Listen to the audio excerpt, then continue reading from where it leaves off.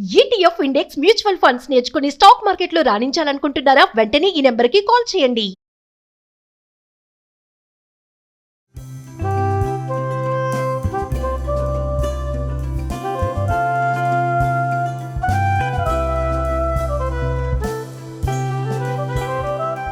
నమస్కారం.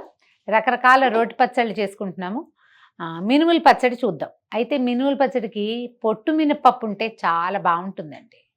కొద్దిగా ఒక్కసారి 2 దంపులు దంపి చెరిగేస్తే సగానికి పైగా పొట్టు పోతుంది. కొద్దిగా అరకొరగా పొట్టున్న పప్పు అయితే చాలా రుచిగా ఉంటుంది. మరి అది కొంచెం మన కష్టము. అందుకని ఏం చేస్తాం, మనం గుండు మినపప్పుతోటే, మినపగుళ్ళుతోటే చేసుకుందాం పచ్చడి. ఒక రవ్వ తెల్లగా వస్తుంది, బాగుంటుంది, డిఫరెంట్గా వాసన బాగుంటుంది. కొంచెం ఉల్లిపాయలు అవి కూడా వేసుకోవచ్చు. కొద్దిగా నేను మామూలుగా రెగ్యులర్గా చేసే పచ్చళ్ళకి కొంచెం డిఫరెంట్గా చేద్దాము. చూద్దాం ఎలా చేయాలో. మనం ఈ మినపప్పు పచ్చడి చేసుకోదాల్చుకున్నప్పుడు అనుకోగానే పచ్చడి చేద్దాం అనగానే ముందు ఒక అంత నిమ్మకాయ ఇంత చింతపండు కాసిన వేడి నీళ్ళు పోసి నానబెట్టి గుజ్జు తీసి పక్కన పెట్టుకోండి. ఒక ఉల్లిపాయ సన్నగా కోసి పక్కన పెట్టుకోండి. ఈ 2 తర్వాత మినపప్పు వేయించుకోవటమే. మూకుడు స్టవ్ మీద పెట్టుకుని మనం ఎంత పచ్చడి చేసుకోదలుచుకున్నా ఒక చిన్న కప్పు మినుముల్ని వేయించేసుకుందాం. మినపప్పుని మనం మినపసున్నికి ఎట్లా వేయిస్తామో అట్లా దోరగా వేయించండి. ఎంత దోరగా వేగితే పచ్చడి అంత బాగుంటుంది. మాడకూడదు, తెల్లగా పచ్చిగా ఉండకూడదు, పచ్చివాసన పోవాలి, కొంచెం వేగిన రుచి రావాలి. మినపప్పు చూడండి ఎర్రగా వేగింది. ఈ వేగిన పప్పు ఎక్కువ రుచిగా ఉంటుంది. పప్పు వేగిన తర్వాత వేరే బౌల్లోకి తీసి పక్కన పెట్టండి. ఇది చల్లారిపోవాలి. ఇప్పుడు ఏం చేద్దామంటే చిన్న తిరగమాత పెట్టుకుందాము. ఈ పచ్చడి నూనె వేసుకుని కొద్దిగా ఒక 2 స్పూన్లు అట్లా వేయచ్చు. కొంచెం చిన్న 2 మెంతి గింజలు, చాలా పెద్ద పోపు ఏం కాదు, కాస్త ఒక మాదిరిగా ఈ పచ్చడిలో బైండింగ్ కోసము, వాసన కోసం అన్నమాట. మెంతులు వేగిపోయాక స్పూను ఆవాలు వేద్దాము.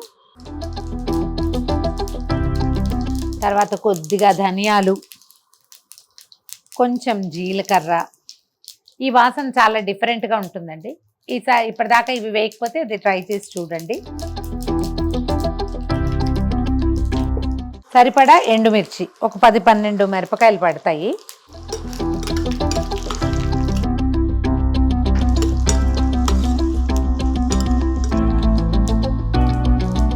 కొద్దిగా ఇంగు వేయచ్చు.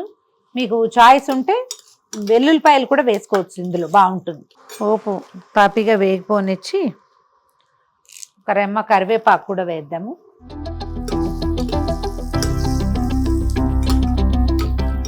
ఈ పోపు చల్లారే లోపల మనం ఇందాక వేయించి పెట్టుకున్నాం కదా మినపప్పుని, ముందు మెత్తగా పొడి చేసేసుకోవాలి.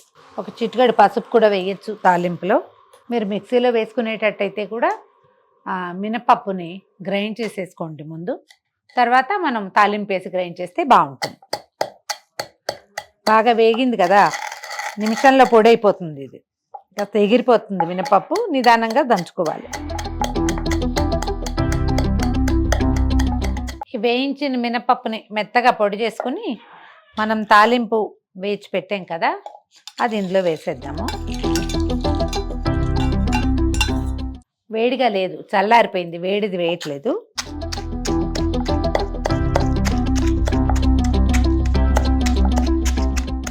ఈ పచ్చళ్ళల్లో కరివేపాకు ఎందుకు వేస్తున్నారు ఇలాంటి డౌట్ వస్తుందండి. విడిగా మనం కరివేపాకు లోపలికి వెళ్ళదు, ఇలా చేస్తే ఆటోమేటిక్గా వెళ్ళిపోతుందని ఎక్కువ భాగం ఈ పని చేస్తాను. ఆసక్తి ఉంటే వేసుకోవచ్చు, లేకపోతే మానేయచ్చు. మరీ అతి మెత్తగా అవదండి, చిన్న కర్ర ఉంటుంది, ఉంటే కరకరలాడుతూ బాగుంటుంది. సరిపడా ఉప్పు వేసేసి ఒక మాట నూరి, చింతపండు రసం తీసి పెట్టాం కదా మొదటే, ఆ రసం ఎత్తి పోసుకోవాలి ఇందులో. చింతపండు రసంతో ఈ పచ్చడిలో లూజ్ వస్తుంది మనకి.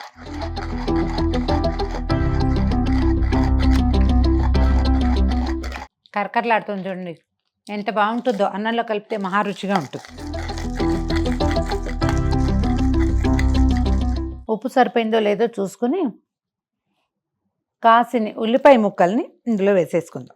ఎక్కువ దంచేసి పిసికే ఎక్కర్లేదు, ఊరికే జస్ట్ ఈవెన్గా అది పచ్చడిలో కలిస్తే చాలు.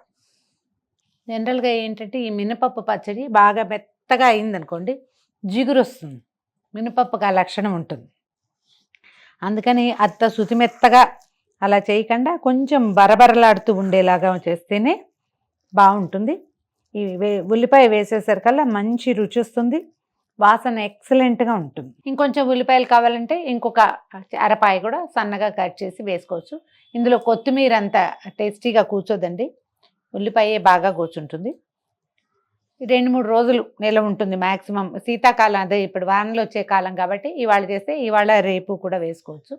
టేస్టీగా ఉంటుంది. బాగా బలమైన పచ్చళ్ళల్లో ఇదొకటి. అంటే మినపప్పు ప్రోటీన్ కదా, సో బాగా ఉంటుంది, రుచిగా ఉంటుంది. పిల్లలకు కూడా ఈ టేస్ట్ చూపించవచ్చు. వేడివేడి అన్నంలో కమ్మటి నెయ్యి వేసుకుని ఈ గుమగుమలాడే మినపప్పు పచ్చడిని కలిపి తిని చూడండి, ఎక్సలెంట్గా ఉంటుంది. ట్రై చేసి చూడండి.